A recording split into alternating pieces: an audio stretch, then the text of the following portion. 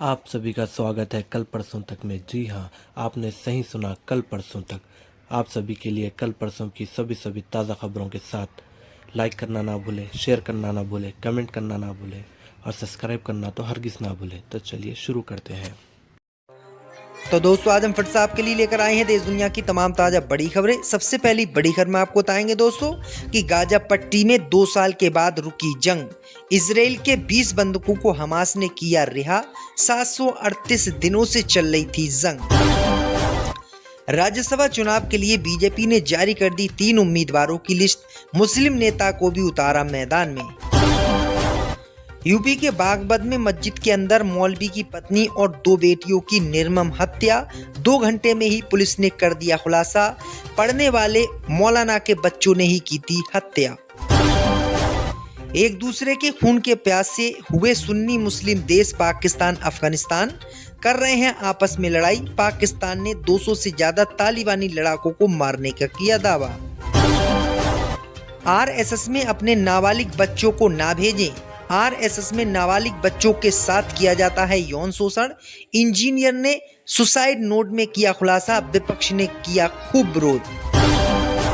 बिहार विधानसभा चुनाव के बीच अगर एमआईएम को वोट नहीं दिया तो बीवी छोड़ने का एक दीवाने ने किया ऐलान। पूरे देश में वीडियो हुआ वायरल। तो दोस्तों सभी खबरों को आपको एक एक कर बताने वाले हैं। वीडियो को लाइक कर चैनल को सब्सक्राइब कर दें। इससे बीत पर दोस्तों अगली खबर की ओर। तो 2 साल की जंग लड़ने के बाद इजराइल और हमास के बीच हुआ युद्ध विराम। 20 बंधकों को इजराइल के किया हमास ने रिहा। दोस्तों आपको बता दें कि लगभग 2 साल हमास और इजराइल के बीच युद्ध चला। इस युद्ध में लाखों की संख्या में बेगुनाह फिलिस्तीनी मुसलमानों को इजराइल ने मार गिराया। लेकिन आपको बता दें कि 2 साल चली लंबी जंग के बाद इजराइल और हमास के बीच शांति समझौता गाजा पट्टी में हो गया है। खबर सामने निकल कर आई दोस्तों कि आज इसी युद्ध विराम प्रस्ताव के तहत 20 इजराइल के बंधकों को हमास ने रिहा कर दिया है और 20 जिंदा इजरायली बंधकों को 738 दिनों के बाद इजराइल भेज दिया गया है। दरअसल आपको बता दें कि हमास ने 13 अक्टूबर यानी सोमवार के दिन लगभग 11 बजे 20 इजराइल के बंधकों को इजराइल की आर्मी को सौंप दिया। यानी अब गाजा पट्टी में पूर्ण रूप से युद्ध विराम हो गया है। खबर ये भी सामने आ रही है दोस्तों कि इजराइल के प्रधानमंत्री नेतन्याहू ने ट्रंप को इस मौके पर देश में बुलाया भी है। तो ये बड़ी अपडेट आ रही दोस्तों। इससे भी पर तो दोस्तों अगली खबर की ओर। तो राज्यसभा चुनाव के लिए बीजेपी ने जारी की 3 उम्मीदवारों की लिस्ट। मुस्लिम को भी दिया टिकट। दोस्तों आपको बता दें कि जम्मू कश्मीर की 3 राज्यसभा सीटों के लिए होने वाले चुनाव के लिए बीजेपी ने अपने उम्मीदवारों का ऐलान कर दिया है। बीजेपी की तरफ से जारी उम्मीदवारों की लिस्ट में एक मुस्लिम नेता गुलाम मोहम्मद मीर का नाम शामिल है। इसके अलावा बीजेपी ने राकेश महाजन और सतपाल शर्मा को भी प्रत्याशी बनाया है। इस लिस्ट में एक मुस्लिम उम्मीदवार गुलाम मोहम्मद मीर का नाम शामिल होना विशेष रूप से चर्चा का विषय है। राजनीतिक विश्लेषकों का मानना है कि बीजेपी का ये कदम कश्मीर घाटी में मुस्लिम समुदाय तक पहुंच बनाने की रणनीति का हिस्सा है। बीजेपी ने जम्मू कश्मीर की राजनीतिक और सामाजिक संरचना को ध्यान में रखते हुए उम्मीदवारों का चयन किया है। जहां गुलाम मोहम्मद मीर घाटी से हैं, वहीं राकेश महाजन और सतपाल शर्मा जम्मू क्षेत्र का प्रतिनिधित्व करते हैं। लेकिन आपको बता दें कि मोदी सरकार ये भूल गई है कि जम्मू कश्मीर में धारा 370 और 35 से हटाने के बाद वहां के मुसलमान किसी भी कीमत पर बीजेपी को वोट देने के लिए तैयार नहीं है। और हाल ही में चुनाव जो हुआ था उसमें इसकी तस्वीर भी सामने आई। इससे भी पर तो दोस्तों अगली खबर की ओर। तो उत्तर प्रदेश के बागपत में मस्जिद के अंदर मौलवी की पत्नी और 2 बेटियों की हत्या।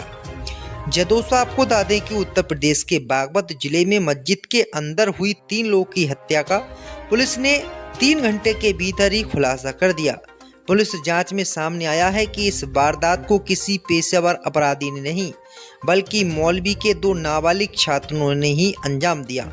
दोनों ने इमाम की पिटाई से नाराज होकर इमाम साहब की पत्नी और उनकी 2 मासूम बेटियों की निर्मम हत्या कर दी। पुलिस ने दोनों आरोपियों को हिरासत में लेकर कानूनी कार्रवाई शुरू कर दी है। ये दिल दहला देने वाली वारदात बागपत जिले के दोगट थाना क्षेत्र के गांग नौली गांव की है। शनिवार को मस्जिद के अंदर इमाम की पत्नी और उनकी 2 बेटियों के सब मिलने से पूरे इलाके में हड़कंप मच गया था। मृतकों की पहचान इस राना जिनकी उम्र 30 वर्ष थी, उनकी बेटी सोफिया जिनकी उम्र 5 वर्ष थी और दूसरी बेटी सुमैया जिनकी उम्र 2 वर्ष थी। दरअसल आपको बता दें कि घटना वाले दिन इमाम इब्राहिम सहारनपुर जिले के देवबंद में गए हुए थे और उनके जाने के बाद ही जो इमाम साहब बच्चों को पढ़ाते थे उनमें से 2 बच्चों ने उनके हुजरे में घुसकर उनकी पत्नी और बच्चियों की हत्या कर दी, जिससे पूरे इलाके में अफरा तफरी का माहौल है।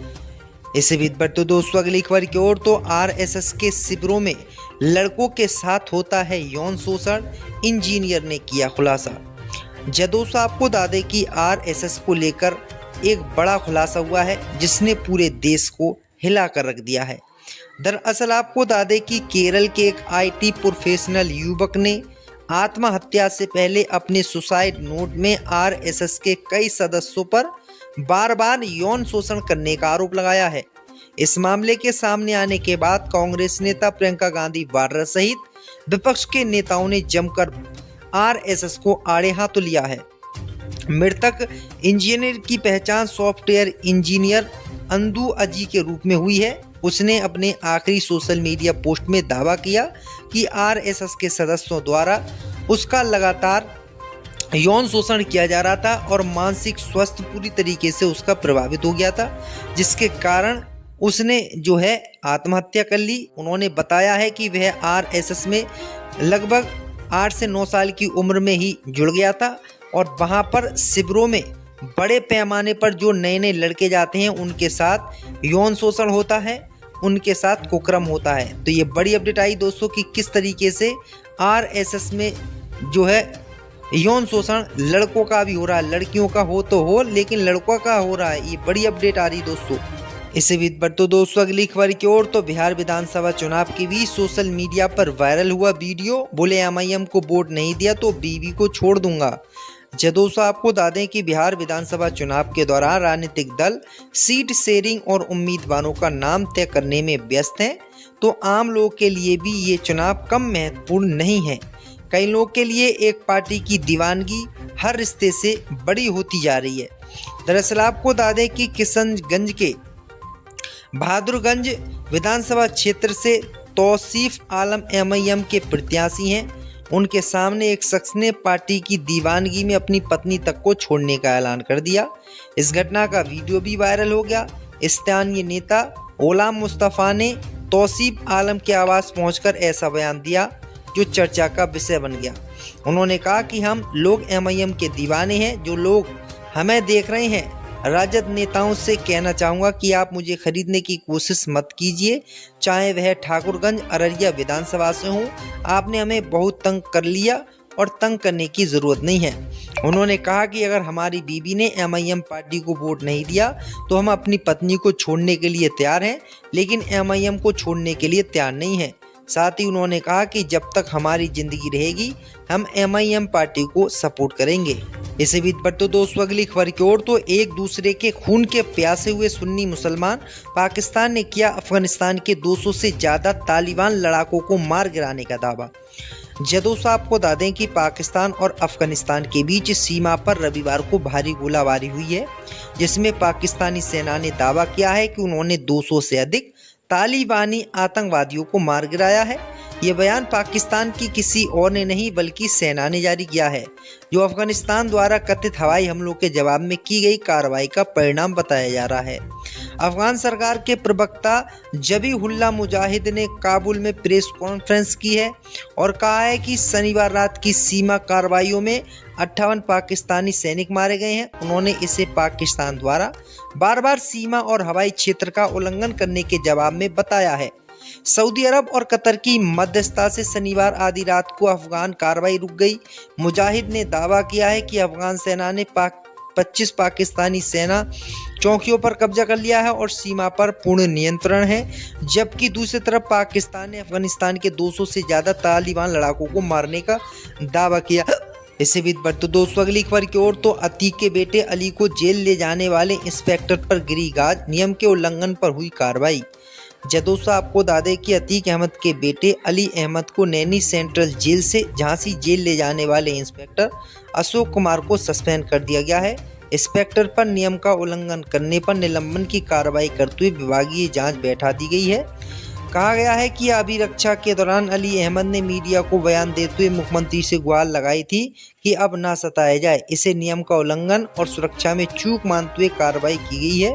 इंस्पेक्टर के साथ गए 2 दरोगा और 5 हेड कांस्टेबल व कांस्टेबल का भी बयान अंकित किया जाएगा।